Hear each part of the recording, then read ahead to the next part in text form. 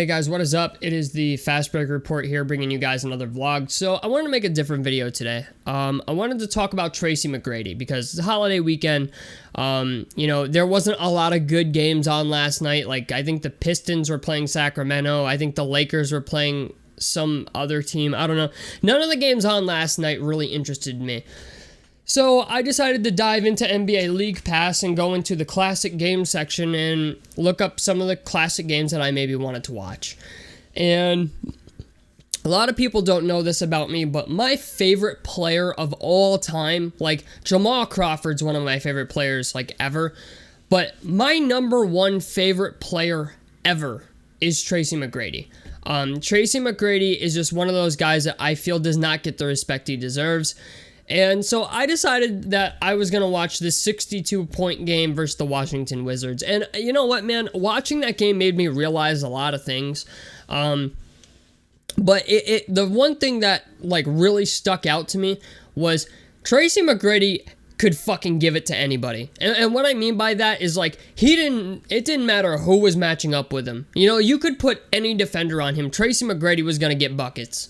And I watched the game versus the Wizards, and it's like, you know, back then, superstars used to guard superstars. You know, like, there's one game of Tracy McGrady playing against Kobe Bryant where both players scored 38 points and defended each other the entire game.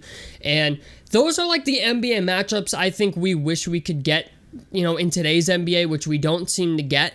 You know, like, it used to be back in the day, like, you know, Kobe Bryant defended Tracy McGrady. Gilbert Arenas for the Wizards defended Tracy McGrady. And yeah, you know what? Those guys were going to get their points. But it's just the idea. We don't get that in the NBA anymore, it seems. You know, when was the last time you saw LeBron guard KD? When was the last time you saw Kawhi guard LeBron? You know, outside of the NBA playoffs. You know, like, it's just... These are things I wish we saw more of in the NBA that we just don't get anymore. Like, yeah... When the Sixers play the Nuggets, yeah, Embiid's gonna defend Nikola Jokic, right? Like, we get that matchup. But it's like, I just wish we got more of those types of matchups where you get, like, for example, Devin Booker versus, I don't know, who's a guy that comes to mind immediately? Jimmy Butler. You know, like, I wish we got more matchups like that of guys just going head-to-head, you know, just cutthroat, just going at each other, and we don't get that anymore. So that was like the first thing that I noticed out of watching both of these games. I was like, wow, like the superstar players are actually defending the superstar players.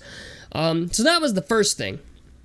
The second thing was Tracy McGrady was just on another level for his time. He's 6'6" and could jump out of the gym. I mean, there were shots where Gilbert Arenas was so close to Tracy McGrady, he could have brushed his fucking teeth on defense, and still Tracy McGrady would have made the fucking shot. I mean, and Tracy McGrady's bag was just unreal. He could hit you from the mid-range, he could post you up, he could shoot the three, he could shoot threes in transition. I mean, in the 62-point game, he banked in a half-court shot that didn't even count. When Tracy McGrady got it going, he was fucking unstoppable. And... you know, after watching that game, I looked up interviews of, like, Kobe Bryant and Tracy McGrady and Gilbert Arenas talking about him. And I'm just like, every single player from that era, it seems like one guy that they just refused to go at was Tracy McGrady. And it just sucks that, like, Tracy McGrady got so many injuries, never had a good team around him, never won a ring. Because I really feel like if Tracy McGrady had a decent team around him, if he had won a couple championships and never had all those injuries and stuff, he would be in most people's probably top 5, top 10. I mean, he was that good at basketball. And... you know, it just sucks because that was kind of like a theme for that era. You know, like, I understand he never had a team around him really, but, like, you know, once he went to Houston, he had Yao Ming, but Yao Ming was another guy who got injured all the time, including Tracy McGrady. And, you know, you look at some of these other teams, like, you know, the 76ers had Iverson and Mutombo, and that was about it. You look at the Wizards, they had Gilbert Arenas, and that was about it. You know, the Orlando Magic had Tracy McGrady, and that was about it. You know, like, every team had at least one guy that was, like, capable of going out and getting them a bucket if they needed it. And the Miami Heat had Dwayne Wade. Like their guy was Dwayne Wade for a while until Shaq actually went there. And it's crazy because I watched an interview of like ESPN, like one of their halftime shows, and Tracy McGrady was on it with Shaq, and Shaq was actually going to go back to Orlando after he wanted to be traded from the Lakers to play with McGrady, but apparently the front office in Orlando was still tripping on him leaving, so he went to Miami with Dwayne Wade. But can you imagine a team of Tracy McGrady and Shaq?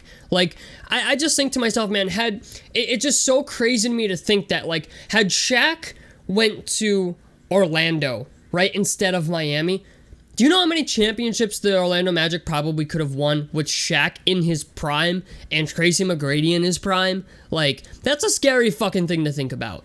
And I just, you know what, it sucks, man, because I feel like Tracy McGrady gets nowhere near as much respect as he deserves. I mean, people put him in a lot of people don't know this, but like true OGs of the sport, people who have watched it, put Tracy McGrady's shot-making ability in the same category as Kevin Durant.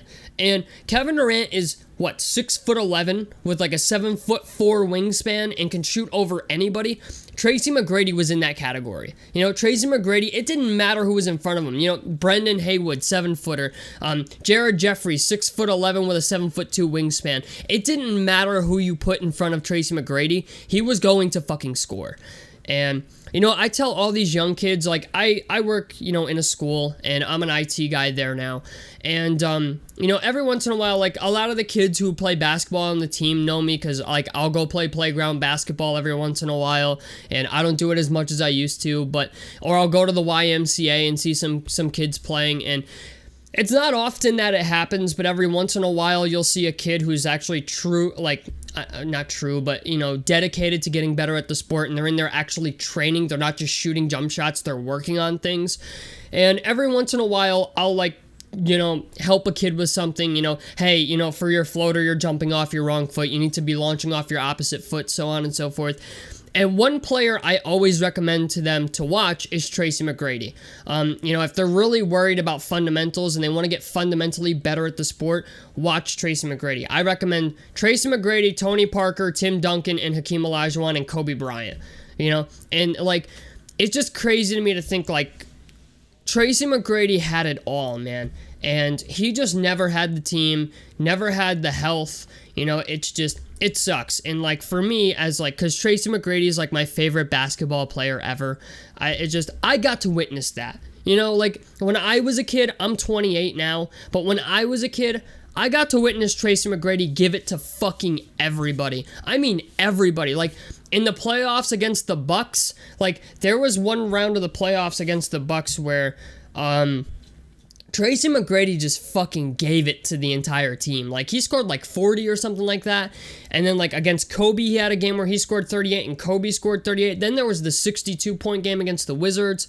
And not for nothing, man, I love Gilbert Arenas, by the way. I think Gilbert Arenas was a great basketball player, but I don't necessarily believe him when he says he could have played in today's NBA. Like, yeah, maybe you could have, because, like, I get defense is not what it used to be, but even back in 2004, man, like, teams weren't that good, so, like, the teams back then were not as good as they are now. They weren't as committed. It was more zone defense than man defense, and Watching that game made me realize a couple things about the early 2000s with basketball.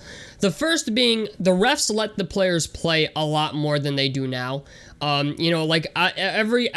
nowadays is a foul. Every little fucking thing. Loose ball, foul. Over the back, foul. Like, back then, you would watch players scramble on the floor to get a loose ball, and, like, there would never be a foul called.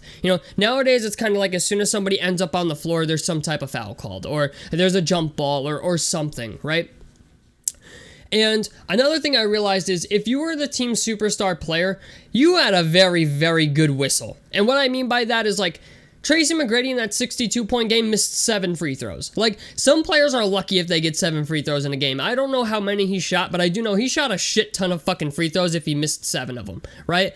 So, like, that was another thing I noticed. Like, Gilbert Arenas and Tracy McGrady were always getting the foul calls compared to other guys.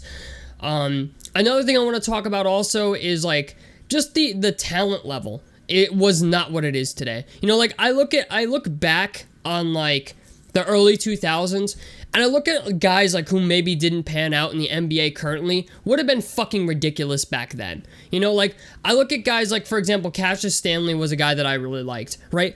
I look back on it and I'm just like, guys like Cassius Stanley, maybe Bol Bol even, you know, there's a lot, like even guys who didn't pan out who were number 1 draft pick busts probably would have been good in that era, like Anthony Bennett, you know what I'm saying? Like there's a lot of guys that it really makes me question, like, had they played in that era, would they have been good players? Like, to me, it just seems like guys like fucking Andrew Wiggins would have been ridiculous back then, because it's like, I watched Christian Laettner literally just let Tracy McGrady shoot jump shots, you know, because Christian Laettner was fucking horrendous. I mean, talk about the awareness of a doornail and no fucking effort. I mean, but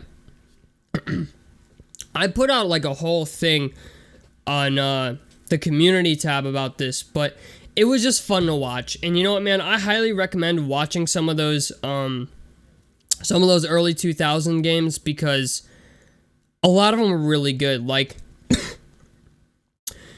yeah, I covered everything I talked about in this post because I wanted to touch base with this. But Gilbert Arenas, man, I don't want to shit on him too bad. Gilbert Arenas still scored 40 in that game, but a lot of the shots he made were not like difficult shots. He was wide open for a lot of them. But Tracy McGrady, like Gilbert Arenas, I actually question if he could play in today's NBA. You know, and that's not to take a dig at him. I just think like some of the shots he was taking, NBA coaches would not allow him to take in today's NBA. Tracy McGrady, on the other hand, Tracy McGrady would have been perfectly fucking fine. You know, I watched Tracy McGrady play, and I'm like, if he's hanging with Kobe, you know, like, he would have been fine. But it's definitely worth watching. If you get a chance and you have NBA League Pass, watch it in HD, because you'll gain a way higher appreciation for it. But yeah, in case you guys don't know, Tracy McGrady is one of my favorite players, if not my favorite player of all time.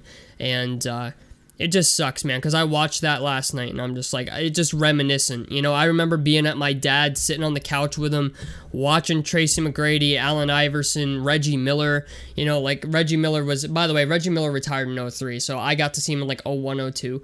But, like, I watch all these teams and all these players, you know, like, the Detroit Pistons were such a good team back then. It's just, you know, just sucks, man. It's kind of a nostalgia trip. So anyway, tell me what you guys think about this down below in the comment section below. Like, helps me out. Subscribe if you guys want to see more on the Fast Break Report. And I'm out of this motherfucker. Peace, guys.